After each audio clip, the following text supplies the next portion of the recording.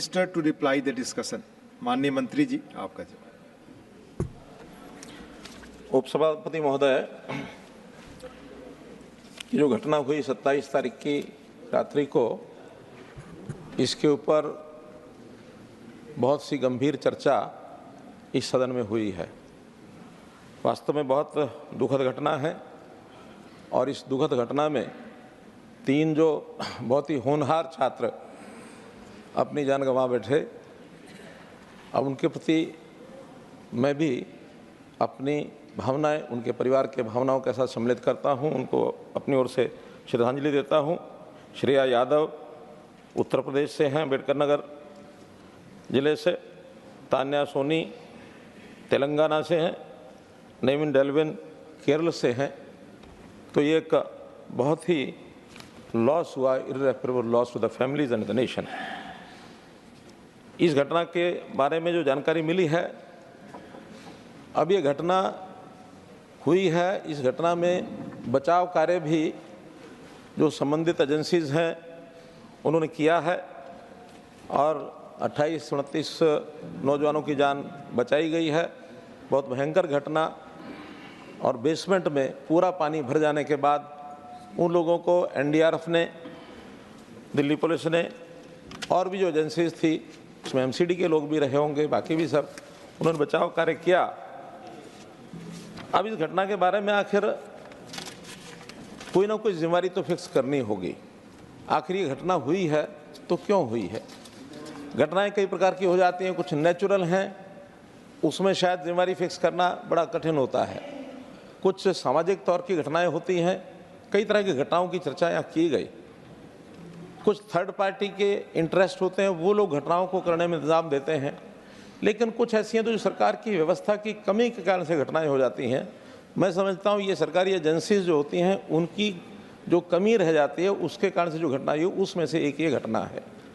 क्योंकि जिस बेसमेंट के अंदर ये कोचिंग सेंटर चल रहा था, आखिर तो उसकी परमिशन ये किसी ने दी कि नहीं दी। एमसीडी बिल्डिंग प्लान बनाती है, फायर डिपार्टमेंट जो है वो उसको एनओसी फायर डिपार्टमेंट का देता है, और जो जानकारी मिली अभी जुलाई के महीने में ही, इसी वर्ष जुलाई के महीने में उनको फायर का एनओसी दिया गया, और उसके बाद शिकायतें हुई, उसके बाद भी उसका इंस्पेक्शन नहीं किया गया, क्योंकि स्टोरेज के लिए वो एनओसी दी गई है, स्टोरेज पर्पज़ के लिए। और बाद में वहाँ कोचिंग सेंटर चलता है तो बहुत अनुमान लगाने में कठिनाई नहीं होनी चाहिए कि कभी भी इस प्रकार के स्थान पर, ऐसे कोचिंग सेंटर में और कोई घटना ही इस प्रकार की हो सकती है। इससे पहले भी पिछले साल इसी प्रकार की घटना एक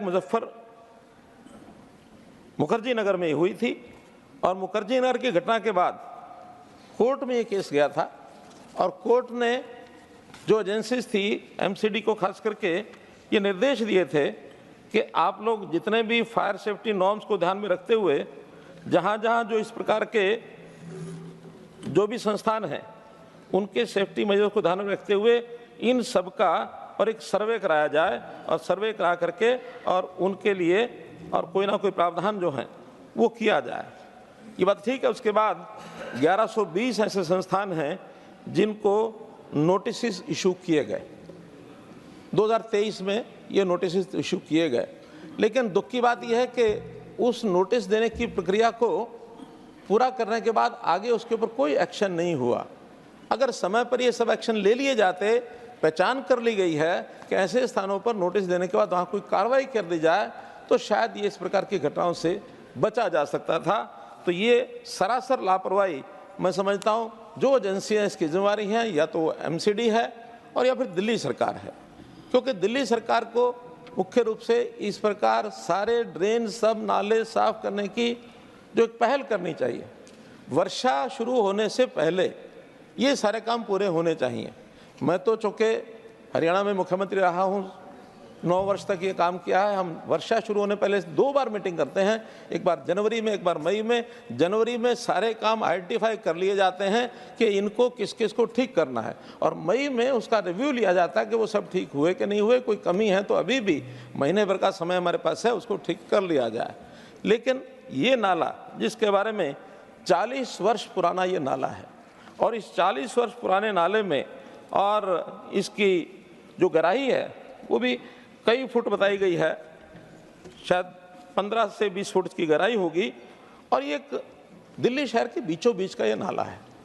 ये नाला यानी गुरु नानक मार्केट, देशबंधु गुप्ता रोड और फिर उसके बाद न्यू रोतो रोड होते हुए सराय रोला और इसके बाद शास्त्री नगर होकर के सीधा नजफगढ़ ड्रेन में जाता है। एक बीचों बीच पूरे शहर का एक ये मलबा या इस प्रकार का पानी, स्टॉर्म वाटर, ये सब ले जाने के लिए उसमें है। लेकिन दिल्ली सरकार की यानी लापरवाही किस प्रकार की है, मैं एक घटना, शायद इससे जोड़ना कि नहीं जोड़ना वो आप लोग निर्णय कर सकते हैं, लेकिन मैं नजफगढ़ ड्रेन की घटना का उल्लेख करता हूं। गुरुग्राम में एक नजफगढ़ झील है और उस झील का पानी इसलिए वहाँ इकट्ठा हो जाता है कि नजफगढ़ जो ड्रेन है, नजफगढ़ एरिया के आने के बाद उसकी सफाई ही नहीं की जाती। दिल्ली ये सोचते हैं कि वहाँ सफाई करने का हमको क्या लाभ है, हम सफाई करेंगे तो अगर डूबेगा तो हरियाणा डूबेगा, गुड़गांव डूबेगा। गुरुग्राम का वर्षा के दिनों में 3000 एकड़ पानी वहाँ फैल जाता है। मैंने बहुत रिक्वेस्ट की दिल्ली सरकार के लोगों को उस समय कि इस नाले के नजफगढ़ ड्रेन की सफाई कराई जाए। 1 साल उसमें कोई काम नहीं किया गया। अंतोगत मुझे केंद्र सरकार के डिपार्टमेंट और एलजी साहब को भी निवेदन करना पड़ा कि कोई इसका करिए, हमारे यहाँ गुड़गांव में डूब रहा है गुड़गांव। और ककरोला से आगे नजफगढ़ यानी यमुना नदी तक 5 मीटर का स्लोप है इस नजफगढ़ ड्रेन का, और वो 5 मीटर के स्लोप में पूरी गाद भरी हुई। और आखिर में जब एक ज्वाइंट कमेटी बनी केंद्रीय सरकार की सहायता से मिल करके 20,000 टन ये मलबा उसमें से हमने निकलवाया। यानी ज्वाइंट एफर्ट तक किया। कोई काम अगर करने के लिए ठान ली जाए तो हो जाता है। तो ऐसा दिल्ली सरकार इन चीज़ों पर लापरवाही बरती है और उस लापरवाही के कारण से दिल्ली, मैं कहता हूँ, पूरा नर्क बना हुआ है। ये तो एक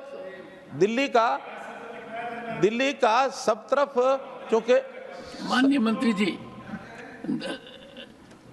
दिल्ली नर्क जैसा बना हुआ है। माननीय मंत्री जी, चलिए ठीक है माननीय मंत्री जी, मैं शब्द वापस लेता हूँ।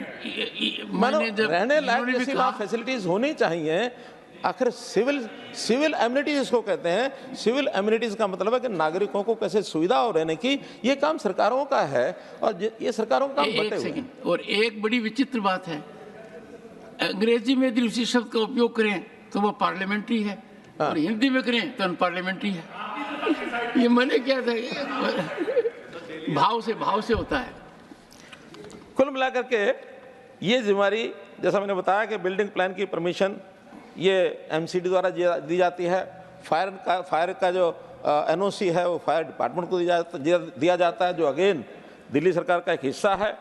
और इस सारी जो लापरवाही हुई है इसमें ज़रूर इसको फिक्सअप करना चाहिए कि किसकी जिम्मेदारी है, किसकी लापरवाही है, उनको इसको ठीक करने के लिए। और जो एफआईआर हुई है उसमें और संबंधित जो डिपार्टमेंट हैं या जो लोग हैं जिनके नाम उसमें और जोड़े जा सकते हैं उनको जोड़ना चाहिए। और मैं तो यही कहूँगा कि ये कृत्य इस प्रकार के और कहीं ना हो, ऐसी लापरवाही कहीं ना हो, लोगों का जीवन सुरक्षित कैसे रहे, इसके लिए ज़रूर मैं कुछ सुझाव देकर के अपनी बात समाप्त करूँगा। क्योंकि भले ही उत्तर मैं दे रहा हूँ, लेकिन इसमें एक ही बात बताऊँगा कि हमारा जो विभाग है, जो हाउसिंग और अर्बन अफेयर्स का, इसमें केंद्र सरकार के प्रति कोई उनकी हमारा ऐसा काम नहीं। हम तो केवल एक उसकी ड्राफ्ट प्लान वो बनाते हैं, वो बना के दी हुई है, कहाँ क्या होना चाहिए क्या नहीं। लेकिन उसके बाद आगे बिल्डिंग्स बनाने का काम वो सारा एमसीडी का वो सब होता है, दिल्ली सरकार का होता है। उनको इसमें लापरवाही नहीं बरतनी चाहिए। मेरे इसमें कुछ सुझाव ये हैं कि केवल प्लान बना करके ना छोड़ दिया जाए, बिल्डिंग प्लान बना करके, बल्कि समय समय पर उसको जांच भी करनी चाहिए कि जो हमने परमिशन दी है, क्या वो बिल्डिंग या जो फायर डिपार्टमेंट की ओर से जो परमिशन दी गई है उसको जांच करके कि क्या वो चीज़ें चल रही कि नहीं चल रही है।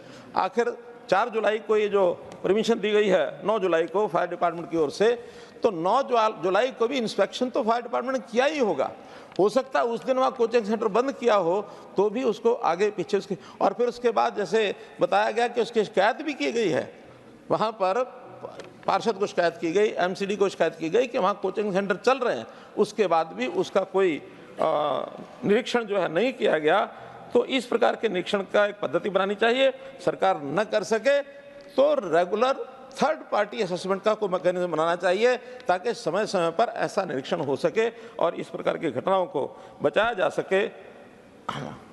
इसी प्रकार डिजास्टर की ऐसी ट्रेनिंग भी जरूर होनी चाहिए। घटनाएं दुर्घटनाएं होती हैं, लेकिन डिजास्टर मैनेजमेंट भी अगर मजबूत हो तो शायद जैसे बाकी छात्रों के जीवन को बचा लिया गया, थोड़ा सा और मजबूत होते हमारा डिजास्टर डिपार्टमेंट का सिस्टम, दिल्ली के प्रदेश का भी होता है, सेंटर का भी होता है, सभी इसको और मजबूती से काम करें और खास करके जहाँ कोई कमी पाई जाती है उसको अगर रद्द भी करना पड़े करें कि जो पता लग रहा है कि जिस भवन में वो कोचिंग सेंटर चल रहा है वहाँ जो नाला है वो नाला उस पर्टिकुलर स्थान के ऊपर बॉल टाइप है और नीचे से इतना गहरा है कि वहाँ पानी आके रुकता ही रुकता है, और वो पानी जब रुकता है तो उसका फ्लो जो है वो थोड़ा धीमे होता है, और वहाँ खास करके जब ट्रैफिक चलता है, क्योंकि मैंने भी राजेंद्र नगर में कई बार ऐसा देखा, वर्षा के दिनों में 2-2 फुट पानी ओल्ड राजेंद्र नगर में हो ही जाता है।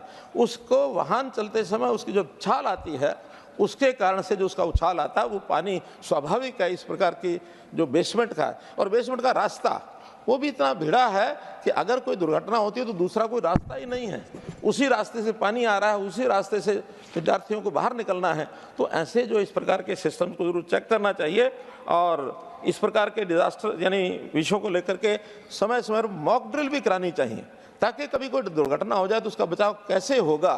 तो ये सामान्यतः जो चीज़ें हैं अगर हमारी सरकारें इसके ऊपर काम करेंगी तो मैं निश्चित रूप से कह सकता हूँ कि आगे इन घटनाओं की पुनरावृत्ति को रोका जा सकता है।